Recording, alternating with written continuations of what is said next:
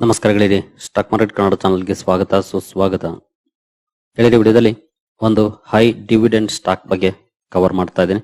ಈ ಸ್ಟಾಕ್ ಅಲ್ಲಿ ಇವತ್ತು ನೆಗೆಟಿವ್ ರಿಯಾಕ್ಷನ್ ಬಂದಿದೆ. ಅದರ ಹಿಂದೆ ಒಂದು ಬ್ರೇಕಿಂಗ್ ನ್ಯೂಸ್ ಕೂಡ ಇದೆ. ಆ ನ್ಯೂಸ್ ಏನು, ಆ ಸ್ಟಾಕ್ ಯಾವುದು, ಈ ಆರೋಪ ಎಷ್ಟರ ಮಟ್ಟಿಗೆ ನಿಜ ಅನ್ನೋದ್ರ ಬಗ್ಗೆ ಒಂದಷ್ಟು ವಿಷಯವನ್ನ ತಿಳ್ಕೊಳ್ಳುವಂತ ಪ್ರಯತ್ನವನ್ನ ಮಾಡೋಣ. ಮೊದಲಿಗೆ ಡಿಸ್ಕ್ಲೇಮರ್ ಕೊಡ್ಲಿಕ್ಕೆ ಇಷ್ಟಪಡ್ತೀನಿ. ಇಲ್ಲಿ ಕವರ್ ಮಾಡ್ತಿರುವಂತಹ ಸ್ಟಾಕ್ ಅನ್ನ ರೆಕಮೆಂಡ್ ಮಾಡ್ತಿಲ್ಲ. ನೀವು ಫರ್ದರ್ ಸ್ಟಡಿ ಮೆಡಿಟೇಷನ್ ತಗೊಳ್ಬಹುದು. ಆಸ್ ಎಜುಕೇಶನಲ್ ಪರ್ಪಸ್ ನಾನು ಈ ವಿಡಿಯೋ ಮುಂದೆ ತರ್ತಾ ಇದ್ದೀನಿ. ಇಲ್ಲಿ ಆ ಸ್ಟಾಕ್ ಯಾವುದು ಅಂತ ನಾವು ನೋಡಿದ್ರೆ ವೇದಾಂತ ಲಿಮಿಟೆಡ್. ವೇದಾಂತ ಲಿಮಿಟೆಡ್ ನ ಮೇಲೆ ಒಂದು ಆರೋಪ ಬಂದಿದೆ. ಈ ಆರೋಪದ ಕಾರಣಕ್ಕೆ ಇವತ್ತು ಸ್ಟಾಕ್ ಅಲ್ಲಿ ಮೋರ್ ದನ್ 3% ಡೌನ್ ಫಾಲ್ ಕೂಡ ನೋಡ್ಲಿಕ್ಕೆ ಸಿಕ್ಕಿದೆ. ಎಸ್ಪೆಷಲಿ ಆ ಡೌನ್ ಫಾಲ್ ಇನ್ನು ಜಾಸ್ತಿನೇ ಇತ್ತು. ಡೌನ್ ಇಂದ ಒಂದಷ್ಟು ರಿಕವರಿ ಕೂಡ ನೋಡ್ಲಿಕ್ಕೆ ಸಿಕ್ಕಿದೆ. Over all more than 3% down ಅಲ್ಲಿ ಇವತ್ತು ಸ್ಟಾಕ್ ಕ್ಲೋಸಿಂಗ್ ಅನ್ನ ಕೊಟ್ಟಿದೆ. ಇದಕ್ಕೆ ಕಾರಣ ಶಾರ್ಟ್ ಸೆಲ್ಲರ್. ಈ ಹಿಂದೆ ಶಾರ್ಟ್ ಸೆಲ್ಲರ್ ಅಂದ್ರೆ ನಮಗೆ ಗೊತ್ತಿದ್ದು ಇಂಡೆನ್ಬರ್ಗ್. ಈಗ ಇಂಡೆನ್ಬರ್ಗ್ ನ ಜಾಗವನ್ನ ಇನ್ನೊಬ್ರು ಶಾರ್ಟ್ ಸೆಲ್ಲರ್ ಗಳಿಸ್ಕೊಂಡಿದ್ದಾರೆ ಅಂತಾನೆ ಹೇಳ್ಬೋದು. ಯಾಕೆಂದ್ರೆ ಇಂಡೆನ್ಬರ್ಗ್ ಈಗಾಗಲೇ ಕ್ಲೋಸ್ ಆಗಿದೆ, ಕಂಪನಿ ಇಲ್ಲ. ಈಗ ಆ ಜಾಗಕ್ಕೆ ಇನ್ನೊಂದು ಶಾರ್ಟ್ ಸೆಲ್ಲರ್ ಕಂಪನಿ ಬಂದಿದೆ. ಅದ್ಯಾವುದು ಅಂತ ನೋಡೋದಾದ್ರೆ ವೈಸ್ ರಾಯ್ ರಿಸರ್ಚ್. ನೀವಿಲ್ಲಿ ನೋಡಬಹುದು ವೈಸ್ ರಾಯ್ ರಿಸರ್ಚ್. ಈ ಕಂಪನಿ ಇವತ್ತು ಒಂದು ರಿಪೋರ್ಟ್ ಅನ್ನ ರಿಲೀಸ್ ಮಾಡಿದೆ ವೇದಾಂತ ಬಗ್ಗೆ. ಜೊತೆಗೆ ಈ ರಿಪೋರ್ಟ್ ಏನಿದೆ, ವೇದಾಂತ ಅನ್ನೋದಕ್ಕಿಂತ ವೇದಾಂತದ ಪೇರೆಂಟ್ ಕಂಪನಿ ಏನಿದೆ ವೇದಾಂತ ರಿಸೋರ್ಸಸ್ ಲಿಮಿಟೆಡ್, ಅದ್ರ ಬಗ್ಗೆ. ವೇದಾಂತ ರಿಸೋರ್ಸಸ್ ಲಿಮಿಟೆಡ್ ನ ಅಂಡರ್ ಬರುವಂತ ಕಂಪನಿ. ಇನ್ ಕೇಸ್ ನಾವು ವೇದಾಂತ ಲಿಮಿಟೆಡ್ ನ ಶೇರ್ ಹೋಲ್ಡಿಂಗ್ ಪ್ಯಾಟರ್ನ್ ಗೆ ಬಂದ್ರೆ ಪ್ರಮೋಟರ್ ಹೋಲ್ಡಿಂಗ್ ಚೆಕ್ ಮಾಡಿದ್ರೆ ನೋಡಬಹುದು ಟ್ವಿನ್ ಸ್ಟಾರ್ ಹೋಲ್ಡಿಂಗ್ಸ್ ಲಿಮಿಟೆಡ್ ಅಂತ ಇದೆ. ಈ ಟ್ವಿನ್ ಸ್ಟಾರ್ ಹೋಲ್ಡಿಂಗ್ಸ್ ಲಿಮಿಟೆಡ್ ನ ಪೇರೆಂಟ್ ಕಂಪನಿ ಕೂಡ ವೇದಾಂತ ರಿಸೋರ್ಸಸ್ ಹೋಲ್ಡಿಂಗ್ಸ್ ಲಿಮಿಟೆಡ್. ಈ ವೇದಾಂತ ರಿಸೋರ್ಸಸ್ ಹೋಲ್ಡಿಂಗ್ಸ್ ಲಿಮಿಟೆಡ್ ನ ಮೇಲೆ ಈಗ ಆರೋಪ ಬಂದಿರುವಂತದ್ದು. ಬಟ್ ಈ ಆರೋಪ ವೇದಾಂತದ ಮೇಲೆ ಡೈರೆಕ್ಟ್ ಇಂಪ್ಯಾಕ್ಟ್ ಅನ್ನ ಬೀರುತ್ತೆ. ಅಂತಹ ಆರೋಪ ವೈಸ್ ರಾಯ್ ರಿಸರ್ಚ್ ಅವರು ತಮ್ಮ ಟ್ವಿಟರ್ ಪೇಜ್ ಅಲ್ಲಿ ಇದನ್ನ ಹಂಚಿಕೊಂಡಿದ್ದಾರೆ. ಅನಂತರ ವೆಬ್ಸೈಟ್ ಅಲ್ಲೂ ಕೂಡ ಪಬ್ಲಿಷ್ ಮಾಡಿದ್ದಾರೆ. ಹೇಗೆ ಇಂಡೆನ್ಬರ್ಗ್ ದೊಡ್ಡ ಡಾಕ್ಯುಮೆಂಟ್ ಅನ್ನ ರಿಲೀಸ್ ಮಾಡಿತ್ತು, ಅದೇ ರೀತಿ ಇವರು ಕೂಡ 87 ಪೇಜ್ಗಳ ಡಾಕ್ಯುಮೆಂಟ್ ಅನ್ನ ರಿಲೀಸ್ ಮಾಡಿದ್ದಾರೆ. ಇದರಲ್ಲಿ ಹಲವಾರು ಆರೋಪವನ್ನ ಮಾಡಿದ್ದಾರೆ. ಇವರು ಮಾಡಿರುವಂತ ಆರೋಪದಲ್ಲಿ ಖಂಡಿತ ಮೇಲ್ನೋಟಕ್ಕೆ ನೋಡಿದ್ರು ಕೂಡ ಕೆಲವೊಂದು ನಿಜ ಅಂತಾನೆ ಅನ್ಸುತ್ತೆ. ಅದೇನು ಎಲ್ಲವನ್ನು ಕೂಡ ನೋಡೋಣ. ಮೊದಲಿಗೆ ಇವರು ಮಾಡಿರುವಂತ ಆರೋಪಗಳ ಬಗ್ಗೆ ತಿಳ್ಕೊಳ್ಳೋಣ. ನೋಡಬಹುದು ಇದು 87 ಪೇಜ್ಗಳ ಡಾಕ್ಯುಮೆಂಟ್. ಖಂಡಿತ ನಾವು ಡೀಟೇಲ್ ಆಗಂತೂ ಹೋಗಕ್ ಆಗೋದಿಲ್ಲ. ಬೇಕಿದ್ರೆ ಗೂಗಲ್ ಅಲ್ಲಿ ಸರ್ಚ್ ಮಾಡಿ ಸಿಗುತ್ತೆ. ಈ ಡಾಕ್ಯುಮೆಂಟ್ ಇಂಟ್ರೆಸ್ಟ್ ಇರೋರು ಹಾಗೂ ಇನ್ವೆಸ್ಟ್ ಮಾಡಿರೋರು ಖಂಡಿತ ಇದನ್ನ ಚೆಕ್ ಮಾಡ್ಕೊಳ್ಳೇಬೇಕು. ಮೇಜರ್ ಆಗಿ ಇವರ ಮೇಲೆ ಬರ್ತಿರುವಂತ ಆರೋಪ ಏನು ಅಂತಂದ್ರೆ, ಈ ವೇದಾಂತ್ ರಿಸೋರ್ಸಸ್ ಲಿಮಿಟೆಡ್ ಏನಿದೆ ಪೇರೆಂಟ್ ಕಂಪನಿ, ಇದು just holding company with no significant operations of its own, propped up entirely by cash extracted from its dying host VEDL ಅಂದ್ರೆ ವೇದಾಂತ ಲಿಮಿಟೆಡ್. ಅಂದ್ರೆ ಈ ವೇದಾಂತ ರಿಸೋರ್ಸಸ್ ಏನಿದೆ ಇದು ಜಸ್ಟ್ ಹೋಲ್ಡಿಂಗ್ ಕಂಪನಿ ಅಷ್ಟೇ. ಆ ಕಂಪನಿ ಯಾವುದೇ ಬಿಸ್ನೆಸ್ ಅನ್ನ ಮಾಡೋದಿಲ್ಲ.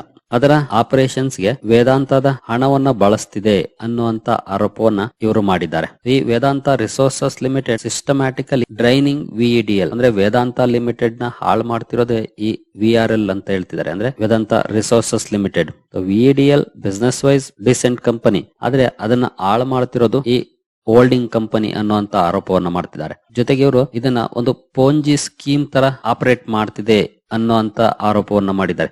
ಇಲ್ಲಿ ನೋಡಬಹುದು ಮೇಜರ್ ಪಾಯಿಂಟ್ಸ್ ಅನ್ನ. According to Viceroy, VRL forces VEDL to declare disproportionately large dividend. ಯಾಕೆಂದ್ರೆ ಆ ಕಂಪನಿಗೆ ಹಣ ಬೇಕಾದ್ರೆ ದೊಡ್ಡ ಮಟ್ಟದ ಡಿವಿಡೆಂಡ್ಸ್ ಅನೌನ್ಸ್ಮೆಂಟ್ ಮಾಡೋ ತರ ಮಾಡುತ್ತೆ ಅನ್ನುವಂತ ಆರೋಪವನ್ನ ಮಾಡ್ತಿದ್ದಾರೆ. ಆಕ್ಚುಲಿ ಇದೇ ಕಾರಣಕ್ಕೆ ನಾನು ಕೂಡ ಈ ಕಂಪನಿಯನ್ನ ದೂರ ಇಟ್ಟಿರೋದು. ಯಾಕೆಂದ್ರೆ ವೇದಾಂತ ಲಿಮಿಟೆಡ್ ನ ಬ್ಯಾಲೆನ್ಸ್ ಶೀಟ್ ಗೆ ಹೋದ್ರೆ ನೀವು ಸಾಕಷ್ಟು ಸಾಲ ಇದೆ. ಸಾಲ ಇರುವಂತಹ ಸಂದರ್ಭದಲ್ಲಿ ದೊಡ್ಡ ಮಟ್ಟದ ಡಿವಿಡೆಂಡ್ ಪದೇ ಪದೇ ಅನೌನ್ಸ್ ಮಾಡ್ತಾ ಇರ್ತಾರೆ.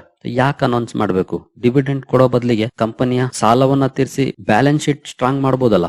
ಬ್ಯಾಲೆನ್ಸ್ ಶೀಟ್ ಸ್ಟ್ರಾಂಗ್ ಆದ್ರೆ ಖಂಡಿತ ಕಂಪನಿ ಇನ್ನು ಒಳ್ಳೆ ಕ್ಯಾಪಿಟಲ್ ಗೇನ್ ಅನ್ನ ಕೊಡುತ್ತೆ. ಈ ಪ್ರಶ್ನೆನ ನಾನು ಹಲವು ಸಲ ನನ್ನ ವಿಡಿಯೋಗಳಲ್ಲೂ ಕೂಡ ಮೆನ್ಷನ್ ಮಾಡಿದೀನಿ. ಬಹುಶಃ ನಿಮ್ಗೆ ಗೊತ್ತಿರುತ್ತೆ. ತುಂಬಾ ಸಮಯದಿಂದ ವಿಡಿಯೋ ನೋಡ್ತಿರೋರಿಗೆ ಇದರ ಅರಿವು ಇದ್ದೇ ಇರುತ್ತೆ. ಜೊತೆಗೆ ವೇದಾಂತ ಬಗ್ಗೆನೆ ಒಂದು ಸಪರೇಟ್ ವಿಡಿಯೋನು ಕೂಡ ಕವರ್ ಮಾಡಿದ್ದೆ. ಒಂದೇನು 3-4 ವಿಡಿಯೋಗಳು ಸಿಗುತ್ತೆ. ಇಲ್ಲೇ ನೋಡಬಹುದು. Which are funded not by free cash flow but by taking an more debt and draining it's balance sheet. Same ನಾನು ಏನ್ ಹೇಳ್ತಾ ಇದ್ದೆ ಅಥವಾ ನಾನು ಏನ್ ಅಂದ್ಕೊಳ್ತಿದ್ದೆ, ಯಾಕೆ ಈ ಕಂಪನಿ ಈ ರೀತಿ ಮಾಡ್ತಾ ಇಲ್ಲ ಅಂತ, ಅದೇ ಪ್ರಶ್ನೆಯನ್ನ ವೈಸ್ ರಾಯ್ ರಿಸರ್ಚ್ ಅವರು ಎತ್ತಿದ್ದಾರೆ. ಕಂಪನಿ ಹತ್ರ ದುಡ್ಡು ಇರೋದಿಲ್ಲ, ಸಾಲ ಮಾಡ್ತಾ ಇರುತ್ತೆ, ಆದ್ರೂ ಡಿವಿಡೆಂಡ್ ಅನೌನ್ಸ್ ಮಾಡ್ತಾರೆ. ಇದು ಕಂಪನಿಯ ಫ್ರೀ ಕ್ಯಾಶ್ ಫ್ಲೋ ಕಡಿಮೆ ಮಾಡುತ್ತೆ, ಡೆಟ್ ಅನ್ನ ಜಾಸ್ತಿ ಮಾಡುತ್ತೆ, ಬ್ಯಾಲೆನ್ಸ್ ಶೀಟ್ ಅನ್ನ ವೀಕ್ ಮಾಡುತ್ತೆ.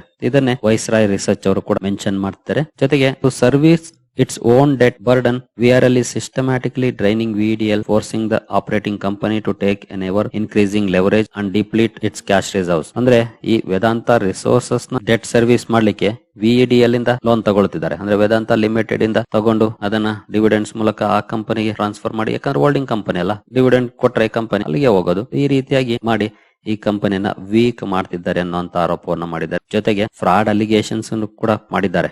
ಮಲ್ಟಿಪಲ್ ಫ್ರಾಡ್ಯುಲೆಂಟ್ ಪ್ರಾಕ್ಟೀಸಸ್ ಬಗ್ಗೆ ಇವರು ತಮ್ಮ ರಿಪೋರ್ಟ್ ಅಲ್ಲಿ ಮೆನ್ಷನ್ ಮಾಡಿದ್ದಾರೆ. ಬೈಟ್ ಅಂಡ್ ಸ್ವಿಚ್ ಫಂಡಿಂಗ್ ಅಂದ್ರೆ ಕ್ಯಾಪಿಟಲ್ ಇಂಟೆನ್ಸಿವ್ ಪ್ರಾಜೆಕ್ಟ್ ಗಳಲ್ಲಿ ಇವರು ಇಳಿತಿದ್ದಾರೆ. ಅದರಲ್ಲೂ ಅವರುಗಳಿಗೆ ಸಾಧ್ಯ ಆಗದಿರುವಂತ ಪ್ರಾಜೆಕ್ಟ್ ಗಳಿಗೆಲ್ಲ ಕೈ ಹಾಕ್ತಿದ್ದಾರೆ. ಅಂದ್ರೆ ಅಕಾರ್ಡಿಂಗ್ ಟು ಕಂಪನಿಯ ಬ್ಯಾಲೆನ್ಸ್ ಶೀಟ್ ಅದು ಸಾಧ್ಯ ಇಲ್ಲ, ಫಂಡ್ಸ್ ಜಾಸ್ತಿ ಅವಶ್ಯಕತೆ ಬೀಳುತ್ತೆ ಅಂದ್ರೂ ಕೂಡ ಅಂತಹ ಕಡೆ ಕೂಡ ಕೈ ಹಾಕ್ತಿದ್ದಾರೆ ಅನ್ನುವಂತ ಆರೋಪವನ್ನ ಮಾಡ್ತಿದ್ದಾರೆ. ಜೊತೆಗೆ ಕ್ಯಾಪೆಕ್ಸ್ ಫ್ರಾಡ್ ಬಗ್ಗೆ ಮೆನ್ಷನ್ ಮಾಡ್ತಿದ್ದಾರೆ. ಅವರು ಆರ್ಟಿಫಿಷಿಯಲಿ ಇನ್ಫ್ಲೇಟ್ ಮಾಡ್ತಿದ್ದಾರೆ ಪ್ರಾಫಿಟ್ಸ್ ಅಂಡ್ ಅಸೆಟ್ ವ್ಯಾಲ್ಯೂಸ್ ಅನ್ನುವಂತ ಆರೋಪವನ್ನ ಮಾಡ್ತಿದ್ದಾರೆ. ಜೊತೆಗೆ ಕೆಲವು ಮೈನಿಂಗ್ ಬಗ್ಗೆ ಕೂಡ ಇವರು ಕನ್ಸರ್ನ್ ಅನ್ನು ವ್ಯಕ್ತಪಡಿಸಿದ್ದಾರೆ. ಕೆಲವು ದೇಶಗಳಲ್ಲಿ ಕಂಪನಿಯ ಮೈನಿಂಗ್ ಆಕ್ಟಿವಿಟೀಸ್ ಸ್ಟಾಪ್ ಆಗಿದೆ, ಅದನ್ನ ರೀಸ್ಟಾರ್ಟ್ ಮಾಡುವಂತ ಮಾತನ್ನ ತುಂಬಾ ದಿನದಿಂದ ಹೇಳ್ತಾನೆ ಇದ್ದಾರೆ. ಆದ್ರೆ ರೀಸ್ಟಾರ್ಟ್ ಆಗ್ತಾ ಇಲ್ಲ. ಜೊತೆಗೆ ರೀಸ್ಟಾರ್ಟ್ ಆದ್ರೂ ಕೂಡ ಅಲ್ಲಿ ಮೈನಿಂಗ್ ಪಾಸಿಬಿಲಿಟೀಸ್ ಇರೋದು ಸ್ವಲ್ಪ ದಿನ ಮಾತ್ರ ಅನ್ನುವಂತ ಆರೋಪವನ್ನ ಮಾಡ್ತಾ ಇದ್ದಾರೆ. ಈ ರೀತಿ ಸಾಕಷ್ಟು ವಿಷಯಗಳನ್ನು ತಮ್ಮ ಈ 87 ಪುಟಗಳ ರಿಪೋರ್ಟ್ ಅಲ್ಲಿ ಮೆನ್ಷನ್ ಮಾಡಿದ್ದಾರೆ. ಮ್ಯಾನೇಜ್ಮೆಂಟ್ಸ್ ಮಿಸ್ಲೀಡಿಂಗ್ ಪ್ಯಾಟರ್ನ್ ನನಗೆ ತಾನೇ ಹೇಳಿದ್ನ ಕೆಲವೊಂದು ಮೈನಿಂಗ್ ಗೆ ಸಂಬಂಧಪಟ್ಟಂತೆ ಅದು, ಜೊತೆಗೆ semi conductor, glass manufacturing and even nuclear power ಗೆ ಸಂಬಂಧಪಟ್ಟಂತೆ ಕೂಡ ಅನೌನ್ಸ್ಮೆಂಟ್ ಗಳು ಬಂದಿದ್ವು. ಬಟ್ ಇತ್ತೀಚೆಗೆ ಯಾಕೆ ಅದ್ರ ಬಗ್ಗೆ ಸುದ್ದಿಗಳೇ ಬರ್ತಾ ಇಲ್ಲ. ಅದನ್ನು ಕೂಡ ಇವರು ಮಿಸ್ಲೀಡಿಂಗ್ ಪ್ಯಾಟರ್ನ್ ಅಂತ ಮೆನ್ಷನ್ ಮಾಡ್ತಿದ್ದಾರೆ. ಹಾಗೆ ಡಿಮರ್ಜರ್ ಗೆ ಸಂಬಂಧಪಟ್ಟಂತೆ ಕೂಡ ಸುದ್ದಿಗಳನ್ನ ನೋಡಿದೀವಿ. ಡಿಮರ್ಜರ್ ಇನ್ನು ಸಮಯ ತಗೊಳುತ್ತೆ, ಬಹುಶಃ ಮುಂದಿನ ದಿನಗಳಲ್ಲಿ ಅದು ಸಾಧ್ಯ ಆಗಬಹುದು, ನೋಡೋಣ. ಈ ರಿಪೋರ್ಟ್ ಬಂದ ನಂತರ ಇದು ಮಾಲಿಷಿಯಸ್ ರಿಪೋರ್ಟ್ ಅನ್ನುವಂತ ಮಾತನ್ನ ವೇದಾಂತ ಗ್ರೂಪ್ ಹೇಳಿದೆ. ಯೂಶಲಿ ಯಾವ್ದೇ ರಿಪೋರ್ಟ್ ಬಂದ್ರು ಯಾರು ಕೂಡ ಒಪ್ಕೊಳ್ಳೋದಿಲ್ಲ. ಅಲ್ಲಿ ಒಂದಷ್ಟು ವಿಷಯಗಳು ತಿಳ್ಕೊಂಡ ಮೇಲೆನೆ ಗೊತ್ತಾಗೋದು ನಿಜಾನ ಸುಳ್ಳ ಅಂತ. ಒಟ್ಟಿನಲ್ಲಿ ಇಲ್ಲಿ ಮೇಲ್ನೋಟಕ್ಕೆ ಕಂಡು ಬರೋದೇನು ಅಂತಂದ್ರೆ ವೇದಾಂತ ಗ್ರೂಪ್ ದೊಡ್ಡ ಮಟ್ಟದ ಸಾಲವನ್ನಂತೂ ಮಾಡ್ತಿದೆ, ಅದರಲ್ಲೇನ್ ಡೌಟ್ ಇಲ್ಲ. ಸಾಲವನ್ನ ಮಾಡ್ತಿದೆ, ಜೊತೆಗೆ ಡಿವಿಡೆಂಡ್ಸ್ ಕೂಡ ಪೇ ಮಾಡ್ತಿದೆ ಶೇರ್ ಹೋಲ್ಡರ್ಸ್ ಗೆ. ನಾನು ಸಾಕಷ್ಟು ಸಲ ಹೇಳಿದೀನಿ, ನಾನು ಇದೇ ಕಾರಣಕ್ಕೆ ಕೆಲವು ಸಲ ಈ ಸ್ಟಾಕ್ ಅನ್ನ ಅವಾಯ್ಡ್ ಮಾಡೋದು ಬೆಟರ್ ಅನ್ನುವಂತ ಮಾತನ್ನು ಕೂಡ ಹೇಳಿದೀನಿ. ಬಟ್ ತುಂಬಾ ಜನ ಡಿವಿಡೆಂಡ್ ಕಾರಣಕ್ಕೆ ಇನ್ವೆಸ್ಟ್ ಮಾಡುವಂತವ್ರು ಇರ್ತಾರೆ. ಖಂಡಿತ ಡಿವಿಡೆಂಡ್ ಇನ್ಕಮ್ ಅಂತೂ ಸಿಗ್ತಾ ಇದೆ, ಅದರಲ್ಲೇನ್ ಡೌಟ್ ಇಲ್ಲ. ಬಟ್ ಕ್ಯಾಪಿಟಲ್ ಗೇನ್ ಆಗ್ತಾ ಇಲ್ಲ ದೊಡ್ಡ ಮಟ್ಟದಲ್ಲಿ, ಅದು ಇಲ್ಲಿರುವಂತ ಇಶ್ಯೂ. ಕಂಪನಿಯ ಬ್ಯಾಲೆನ್ಸ್ ಶೀಟ್ ಗೆ ಬಂದ್ರೆ ನೋಡಬಹುದು, ಇಕ್ವಿಟಿ ಕ್ಯಾಪಿಟಲ್ 391 ಕೋಟಿ ಇದೆ, ರಿಸರ್ವ್ಸ್ 40,800 ಕೋಟಿ ಇದೆ. ಎರಡನ್ನು ಸೇರಿಸಿದ್ರೆ 41,000 ಕೋಟಿ ಚಿಲ್ಲರೆ ಆಗುತ್ತೆ. ಬಟ್ ಬಾರೋಯಿಂಗ್ಸ್ ನೋಡಬಹುದು 91,000 ಕೋಟಿ. ಇಕ್ವಿಟಿ ಕ್ಯಾಪಿಟಲ್ ಅಂಡ್ ರಿಸರ್ವ್ಸ್ ಅನ್ನ ಸೇರಿಸಿದ್ರೆ ಎಷ್ಟಾಗುತ್ತೆ ಅದಕ್ಕಿಂತ ಡಬಲ್ ಅಥವಾ ಡಬಲ್ ಗಿಂತ ಜಾಸ್ತಿನೇ ಬಾರೋಯಿಂಗ್ಸ್ ಇದೆ. ಓಕೆ, ಬಾರೋಯಿಂಗ್ಸ್ ಇದೆ. ಇಲ್ಲ ಏನಾದ್ರು ಲೀಸ್ ಲಯಬಿಲಿಟೀಸ್ ಇದೆಯಾ? ಲೀಸ್ ಲಯಬಿಲಿಟೀಸ್ ಏನಂತ ದೊಡ್ಡ ಮಟ್ಟದಲ್ಲಿ ಜಸ್ಟ್ 1,000 crores. ಇನ್ ಕೇಸ್ ನಾವು ಲೀಸ್ ಲಯಬಿಲಿಟೀಸ್ ನ ಕ್ಯಾನ್ಸಲ್ ಮಾಡಿದ್ರು ಅಥವಾ ಲೆಸ್ ಮಾಡಿ ನೋಡಿದ್ರು ಕೂಡ ಇಕ್ವಿಟಿ ಕ್ಯಾಪಿಟಲ್ ಅಂಡ್ ರಿಸರ್ವ್ಸ್ ಗಿಂತ ಜಾಸ್ತಿ ಇದೆ ಕಂಪನಿಯ ಬಾರೋಯಿಂಗ್ಸ್, ಡಬಲ್ ಇದೆ, 2 ಪಟ್ಟಿದೆ. ಈ ರೀತಿ ಇದ್ದಾಗ ಜಾಸ್ತಿ ದಿನ ಸರ್ವೈವ್ ಆಗುವಂತ ಚಾನ್ಸಸ್ ಕಡಿಮೆ. ಕಂಪನೀಸ್ ಅಂಡರ್ ಪರ್ಫಾರ್ಮೆನ್ಸ್ ಅನ್ನ ಮಾಡ್ತವೆ. ಹಾಗೆ CWIP capex work in progress ನೋಡಬಹುದು 33,896 ಕೋಟಿ ಇದೆ. ತುಂಬಾ ದೊಡ್ಡ ಮಟ್ಟದ ವರ್ಕ್ ಇನ್ ಪ್ರೋಗ್ರೆಸ್ ಇದೆ. ಬಟ್ ಅದೆಷ್ಟರ ಮಟ್ಟಿಗೆ ಕಂಪನಿಯ ಗ್ರೋತ್ ಗೆ ಕಾಂಟ್ರಿಬ್ಯೂಟ್ ಮಾಡುತ್ತೆ ಮುಂದಿನ ದಿನಗಳಲ್ಲಿ ಗೊತ್ತಿಲ್ಲ. ಹಾಗೆ ಅಸೆಟ್ಸ್ ನೋಡಬಹುದು ಸ್ಟಾಗ್ನೆಂಟ್ ಆಗಿದೆ, ಜಾಸ್ತಿ ಆಗ್ತಾನೆ ಇಲ್ಲ. ಈ ರೀತಿ ಅಸೆಟ್ಸ್ ಇದ್ದಾಗ ಕಂಪನಿಯಲ್ಲಿ ನಾವು ಸ್ಟ್ರಾಂಗ್ ಪರ್ಫಾರ್ಮೆನ್ಸ್ ಅನ್ನ ಎಕ್ಸ್ಪೆಕ್ಟ್ ಮಾಡಕ್ ಆಗೋದಿಲ್ಲ. ಇನ್ ಕೇಸ್ ನೀವು ಲಾಂಗ್ ಟರ್ಮ್ ಚಾರ್ಟ್ ಅನ್ನು ಓಪನ್ ಮಾಡಿ ನೋಡಿ, ವೇದಾಂತದ್ದು ಮ್ಯಾಕ್ಸಿಮಮ್ ಚಾರ್ಟ್ ಓಪನ್ ಮಾಡಿದ್ರೆ ನೋಡಬಹುದು ಯಾವ ರೀತಿ ಇದೆ ಅಂತ. ಪಾಸಿಟಿವ್ ಇದೆ, ಬಟ್ ಎಷ್ಟು ವೋಲಟೈಲ್ ಇದೆ ನೋಡಬಹುದು. ಈ ಕಂಪನಿ ಕೆಲಸ ಮಾಡೋದೇ ಮೈನಿಂಗ್ ಅಂಡ್ ಮೆಟಲ್ ಅಲ್ಲಿ. ಈ ಸೆಕ್ಟರ್ ಸ್ವಲ್ಪ ರಿಸ್ಕಿ ಸೆಕ್ಟರ್. ಅಂತ ಸಂದರ್ಭದಲ್ಲಿ ಬ್ಯಾಲೆನ್ಸ್ ಶೀಟ್ ಅಲ್ಲಿ ಹೊರೆಯನ್ನ ಹೊತ್ಕೊಂಡ್ರೆ ಎಲ್ಲಿ ಬೆಸ್ಟ್ ಪರ್ಫಾರ್ಮೆನ್ಸ್ ಬರೋಕೆ ಸಾಧ್ಯ? ಈ ರೀತಿಯ ಚಾರ್ಟ್ ಅನ್ನ ನೋಡಿದ್ರೆ ನಾವು ಇಲ್ಲೇ ಇಗ್ನೋರ್ ಮಾಡ್ಬಿಡುವಕ್ಕಿಂತ ಕಂಪನೀಸ್ ಅನ್ನ. ಆದ್ರೆ ತುಂಬಾ ಜನ ನೋಡೋದು dividend yield, nearly 9% dividend yield ಇದೆ. ಈ ಕಾರಣಕ್ಕೆ ಬೈ ಮಾಡುವಂತವ್ರು ಇರ್ತಾರೆ. ಖಂಡಿತ ಅಂತವ್ರು ಬೈ ಮಾಡಬಹುದು, ಒಳ್ಳೆ ಡಿವಿಡೆಂಡ್ ಕೊಡುತ್ತೆ, ಅದರಲ್ಲೇನ್ ಡೌಟ್ ಇಲ್ಲ.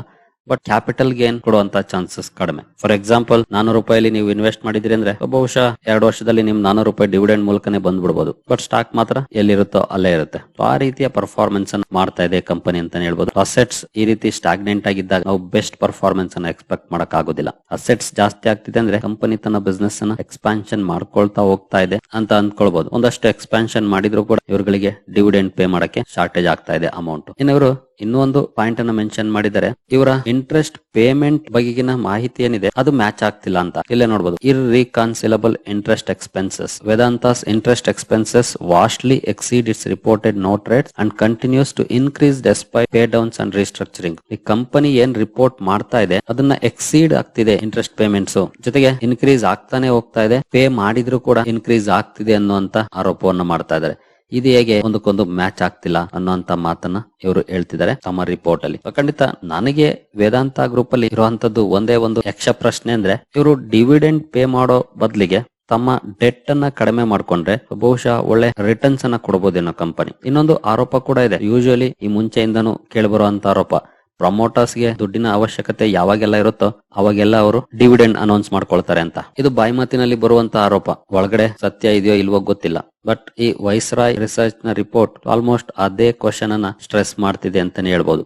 ಹಾಗೆ ಇಲ್ಲಿ ಬರೀ ರಿಟೇಲ್ ಇನ್ವೆಸ್ಟರ್ಸ್ ಮಾತ್ರ ಇನ್ವೆಸ್ಟ್ ಮಾಡಿ, ದೊಡ್ಡ ಮಟ್ಟದ FIS DIS ಹೋಲ್ಡಿಂಗ್ ಕೂಡ ಇದೆ ನೋಡಬಹುದು. 11% FIS ಹೋಲ್ಡಿಂಗ್ ಇಟ್ಟಿದ್ದಾರೆ, DIS 16% ಹೋಲ್ಡಿಂಗ್ ಇಟ್ಟಿದ್ದಾರೆ, ಇನ್ನು ಪಬ್ಲಿಕ್ ಅರೌಂಡ್ 16% ಹೋಲ್ಡಿಂಗ್ ಇಟ್ಟಿದ್ದಾರೆ, ಪ್ರಮೋಟರ್ ಹೋಲ್ಡಿಂಗ್ 56% ಇದೆ. ಹಾಗೆ ಈ ರಿಪೋರ್ಟ್ ಏನಿದೆ ಖಂಡಿತ ಕೆಲವು ಆರೋಪಗಳನ್ನಂತೂ ವೈಸ್ರಾಯ್ ರಿಸರ್ಚ್ ಮಾಡಿದೆ. ಆದ್ರೆ ಇದೇನು ಹೊಸ ಆರೋಪಗಳಲ್ಲ, ಈ ಹಿಂದಿನಿಂದನೂ ಇರುವಂತ ಆರೋಪಗಳೇ. ಇದರಲ್ಲಿ ಕೆಲವು ಇಂಪಾರ್ಟೆಂಟ್ ಆಗಿರುವಂತವ್ ನೋಡೋದಾದ್ರೆ ಗವರ್ನೆನ್ಸ್ ಫೇಲ್ಯೂರ್ ಬಗ್ಗೆ ಮೆನ್ಷನ್ ಮಾಡಿದ್ದಾರೆ, ಹಾಗೆ ಇನ್ಫ್ಲೇಟೆಡ್ ಅಸೆಟ್ ವ್ಯಾಲ್ಯೂಸ್ ಬಗ್ಗೆ ಮೆನ್ಷನ್ ಮಾಡಿದ್ದಾರೆ. ಅವು ಸ್ವಲ್ಪ ಹೊಸದನಿಸಬಹುದು ಅಷ್ಟೇ. ಇನ್ನು ಡಿವಿಡೆಂಡ್ ಬಗೆಗಿನ ಆರೋಪಗಳು ಈ ಹಿಂದಿನಿಂದನೂ ಕೂಡ ಇದ್ದದ್ದೇ, ಹಂಗೆ ನಡ್ಕೊಂಡು ಹೋಗ್ತಾ ಇದೆ ಅಷ್ಟೇ. ಹಾಗೆ ಕ್ಯಾಪೆಕ್ಸ್ ಬಗೆಗಿನ ಆರೋಪ ಏನಿದೆ ಇದು ಕೂಡ ಹೊಸದು ಅಂತಾನೆ ಹೇಳ್ಬೋದು. ದೆನ್ ವಾಟ್ ನೆಕ್ಸ್ಟ್ ನಮಗೆ ಮಾಡುವಂತ ಪ್ರಶ್ನೆ ಇದೆ, ಸ್ಟಾಕ್ ಅಲ್ಲಿ ಇನ್ ಕೇಸ್ ನಾವೀಗಾಗಲೇ ಇನ್ವೆಸ್ಟ್ ಮಾಡಿದ್ರೆ ಏನ್ ಮಾಡ್ಬೇಕು ಅಂತ. ಖಂಡಿತ ಈ ಆರೋಪವನ್ನ ನೋಡಿ ಎಕ್ಸಿಟ್ ಆಗುವಂತ ಅವಶ್ಯಕತೆ ಇಲ್ಲ ನನ್ನ ಪ್ರಕಾರ. ಇದು ನನ್ನ ಪರ್ಸನಲ್ ಒಪಿನಿಯನ್. ಯಾಕೆಂತಂದ್ರೆ ಈ ಸ್ಟಾಕ್ ನ ಮೇಲೆ ಈ ಹಿಂದಿನಿಂದನೂ ಕೂಡ ಆರೋಪ ಇದೆ, ಅದೇನು ಹೊಸದಲ್ಲ. ಆ ಆರೋಪದ ನಡುವೆ ಕೂಡ ಕಂಪನಿ ಡಿವಿಡೆಂಡ್ ಪೇ ಮಾಡ್ತಾನೆ ಇದೆ. But as A fundamental analyst ಆಗಿ ನೋಡೋದಾದ್ರೆ ಕಂಪನಿ ನನಗೆ ಇನ್ವೆಸ್ಟ್ಮೆಂಟ್ ಗೆ ಸೂಕ್ತ ಅಂತ ಅನ್ಸೋದಿಲ್ಲ. ಇದು ನಾನು ಪರ್ಸನಲ್ ಒಪಿನಿಯನ್. ಬಿಕಾಸ್ ಕಂಪನಿ ತನ್ನ ಗ್ರೋತ್ ಗೆ ಹಣವನ್ನ ಬಳಸ್ಕೊಂಡು ಕ್ಯಾಪಿಟಲ್ ಗೇನ್ ಕೊಡೋದಿದೆಯಲ್ಲ, ಅದು ನನಗೆ ತುಂಬಾ ಇಷ್ಟ ಆಗುತ್ತೆ. ಅದನ್ನ ಬಿಟ್ಟು ಕ್ಯಾಪಿಟಲ್ ಗೇನ್ ಆಗಿಲ್ಲ, ಬರೀ ಡಿವಿಡೆಂಡ್ ಕೊಡ್ತಾ ಇದೆ ಅಂದ್ರೆ ನನಗೆ ಅಂತ ಕಂಪನೀಸ್ ಅಲ್ಲಿ ಇಂಟ್ರೆಸ್ಟ್ ಇರೋದಿಲ್ಲ. ಈ ಕಡೆ ಕ್ಯಾಪಿಟಲ್ ಗೇನ್ ಕೂಡ ಇರಬೇಕು. ಅಂದ್ರೆ ನಾನು ಇನ್ವೆಸ್ಟ್ ಮಾಡಿದ ಲಕ್ಷ 1 ಲಕ್ಷನೇ ಇದ್ದು ಕಂಪನಿ 50,000 ಡಿವಿಡೆಂಡ್ ಕೊಡ್ತಂದ್ರೆ ಅದರಿಂದ ಏನ್ ಪ್ರಯೋಜನ? ಒಂದಷ್ಟು ಲಾಭ ಬಂತು ಖಂಡಿತ. ಅದೇ ನಾನು ಇನ್ವೆಸ್ಟ್ ಮಾಡಿದ ಒಂದು ಕಂಪನಿ 1 ಲಕ್ಷ ಇನ್ವೆಸ್ಟ್ ಮಾಡಿದ್ರೆ ಕ್ಯಾಪಿಟಲ್ ಗೇನ್ ಚೆನ್ನಾಗಾಗಿ ಅದೇ ಡಬಲ್ ಆದ್ರೆ 2 ಲಕ್ಷ ಆದ್ರೆ ಅದ್ರ ಮಧ್ಯೆ 25,000 ಅಥವಾ 20,000 ಅಥವಾ 10,000 ಡಿವಿಡೆಂಡ್ ಕೊಟ್ರೆ ಖಂಡಿತ ಅದು ನನಗೆ ಬಿಗ್ ಪಾಸಿಟಿವ್. ಯಾಕಂದ್ರೆ ಮುಂದೆ ಆ ಕಂಪನಿ ಇನ್ನೂ ಒಳ್ಳೆ ಪರ್ಫಾರ್ಮ್ ಮಾಡೋ ಚಾನ್ಸಸ್ ಇರುತ್ತೆ. ಯಾಕೆಂದ್ರೆ ಕಂಪನಿ ಸ್ಟ್ರಾಂಗ್ ಆಗ್ತಾ ಇರುತ್ತೆ ಹೋಗ್ತಾ. ಬ್ಯಾಲೆನ್ಸ್ ಶೀಟ್ ಅನ್ನ ಸ್ಟ್ರಾಂಗ್ ಮಾಡ್ಕೊಂಡು ಕ್ಯಾಪೆಕ್ಸ್ ಅನ್ನ ಮಾಡ್ಕೊಂಡು ಚೆನ್ನಾಗಿ ಗ್ರೋ ಆದ್ರೆ ಇವತ್ತು ಡಬಲ್ ಆಗಿರೋದು ನಾಳೆ 5x ಆಗ್ಬೋದು, 10x ಆಗ್ಬೋದು. ನನ್ನ ಆ ಗ್ರೋತ್ ಅನ್ನ ಇಷ್ಟಪಡ್ತೇನೆ. ಡಿವಿಡೆಂಡ್ ಯಾವತ್ತು ನಾನು ನೋಡೋದು ಊಟಕ್ಕೆ ಉಪ್ಪಿನಕಾಯಿ ಇದ್ದಾಗೆ. ನಾನು ಯಾವಾಗ್ಲೂ ಹೇಳ್ತೀನಲ್ಲ, ಡಿವಿಡೆಂಡ್, ಸ್ಟಾಕ್ ಸ್ಪ್ಲಿಟ್, ಬೋನಸ್, ಹಪ್ಪಳ ಸಂಡಿಗೆ, ಉಪ್ಪಿನಕಾಯಿ, ಅದಷ್ಟೇ. ಮೈನ್ ಕೋರ್ಸ್ ಏನು? Capital gain. ನಾನು ಅದನ್ನ ನೋಡೋಣ. ಹಾಗಾಗಿ ನನಗೆ ಈ ಕಂಪನಿಯ ಪ್ಯಾಟರ್ನ್ ಅಂತೂ ಇಷ್ಟ ಆಗೋದಿಲ್ಲ. ಹಾಗಾಗಿ ನಾನಂತೂ ದೂರನೇ ಇದ್ದೀನಿ. ಬಟ್ ತುಂಬಾ ಜನ ಇನ್ವೆಸ್ಟ್ ಮಾಡಿರೋರು ಇದ್ದೀರಿ, ನಿಮ್ಗೆ ಒಳ್ಳೆ ಡಿವಿಡೆಂಡ್ ಕೂಡ ಕಂಪನಿ ಕೊಟ್ಟಿದೆ, ಇಲ್ಲ ಅಂತ ಏನಲ್ಲ. ನಿಮ್ಮ ಕ್ಯಾಪಿಟಲ್ ಗೇನ್ ಎಷ್ಟು ಇನ್ ಕೇಸ್ ನೀವು ಇನ್ವೆಸ್ಟ್ ಮಾಡಿದ್ರೆ ಅದನ್ನ ಕಮೆಂಟ್ ಸೆಕ್ಷನ್ ಅಲ್ಲಿ ತಿಳಿಸಿ. ಬಹುಶಃ ಬೇರೆಯವ್ರಿಗೂ ಕೂಡ ಒಂದು ಐಡಿಯಾ ಬರುತ್ತೆ, ಹಾಗೆ ನನಗೂ ಕೂಡ ಒಂದಷ್ಟು ಐಡಿಯಾ ಬರ್ಬೋದು ನಿಮ್ಗೆ ಎಷ್ಟು ಲಾಭ ಆಗಿದೆ ಅಂತ. ಇನ್ ಕೇಸ್ 2020 ಸಂದರ್ಭದಲ್ಲಿ ಇನ್ವೆಸ್ಟ್ ಮಾಡಿದ್ರೆ ಖಂಡಿತ ಲಾಭ ಆಗಿರುತ್ತೆ ಸ್ಟಾಕ್ ಅಲ್ಲಿ. ಬಟ್ ಆನಂತರ ಇನ್ವೆಸ್ಟ್ ಮಾಡಿರೋರಿಗೆ ಲಾಭದ ಚಾನ್ಸಸ್ ತುಂಬಾ ಕಡಿಮೆ, ಆಲ್ಮೋಸ್ಟ್ ಸೇಮ್ ಇರಬಹುದು ಅಥವಾ ಸ್ವಲ್ಪ ಮಟ್ಟಿಗೆ ಲಾಭ ಕೂಡ ಇರಬಹುದು. ಬಟ್ ಡಿವಿಡೆಂಡ್ ಅಲ್ಲಿ ಒಳ್ಳೆ ಪೇಮೆಂಟ್ ಬಂದಿದೆ, ಅದನ್ನ ನಾನು ಒಪ್ಕೊಳ್ತೀನಿ. ಬಟ್ ಡಿವಿಡೆಂಡ್ ಗೆ ಮಾತ್ರ ನಾನಂತೂ ಇನ್ವೆಸ್ಟ್ ಮಾಡೋದಿಲ್ಲ ಯಾವ ಸ್ಟಾಕ್ ಅಲ್ಲೂ ಕೂಡ. ಅಟ್ಲೀಸ್ಟ್ ಡೀಸೆಂಟ್ ಕ್ಯಾಪಿಟಲ್ ಗೇನ್ ಇರಬೇಕು, ಅದ್ರ ಜೊತೆ ಡಿವಿಡೆಂಡ್ ಇರಬೇಕು. ಆ ನಿಟ್ಟಿನಲ್ಲಿ ನೋಡುವಂತವನು. ನೋಡೋಣ. ಹಾಗೆ ಇನ್ ಕೇಸ್ ಈ ಸ್ಟಾಕ್ ಬಿಗ್ ನೆಗೆಟಿವ್ ಆಗಿದ್ರೆ ಇವತ್ತು ಸ್ಟಾಕ್ ಜಸ್ಟ್ 3% ಡೌನ್ ಆಗ್ತಿರ್ಲಿಲ್ಲ, 10% ಮೇಲೆ ಆಗ್ತಾ ಇತ್ತು ಡೌನ್. ಜಸ್ಟ್ 3% ಅಂದ್ರೆ ಅದನ್ನ ನೋಡಿನೇ ಅರ್ಥ ಮಾಡ್ಕೊಳ್ಬಹುದು ಇಂಪ್ಯಾಕ್ಟ್ ಎಷ್ಟು ಮಟ್ಟಿಗೆ ಇರಬಹುದು ಅಂತ. ಬಟ್ ನೋಡೋಣ, ನಾಳೆ ನಾಡಿದ್ದು ಕೂಡ ಅಬ್ಸರ್ವ್ ಮಾಡಿ ಯಾವ ರೀತಿ ಇರುತ್ತೆ ಪರ್ಫಾರ್ಮೆನ್ಸ್ ಅಂತ. ಈಗಾಗಲೇ ಕಂಪನಿಯಿಂದ ಕ್ಲಾರಿಫಿಕೇಶನ್ ಬಂದಿದೆ, ಇದು ಜಸ್ಟ್ ನಮ್ಮ ರೆಪ್ಯುಟೇಷನ್ ಹಾಳು ಮಾಡುವಂತ ಕೆಲಸ ಅಂತ. ನೋಡೋಣ ಮುಂದುವರೆದ ಯಾವ ರೀತಿ ಪರ್ಫಾರ್ಮೆನ್ಸ್ ಬರುತ್ತೆ ಅಂತ. ಸರಿಗಳಿರಿ, ಈ ವಿಡಿಯೋ ನಿಮ್ಗೆ ಇಷ್ಟ ಆಗಿದೆ ಅನ್ಕೊಳ್ತೀನಿ. ಮುಂದಿನ ವಿಡಿಯೋದಲ್ಲಿ ಸಿಗೋಣ. ಅಲ್ಲಿವರೆಗೂ ಜೈ ಹಿಂದ್, ಜೈ ಕರ್ನಾಟಕ.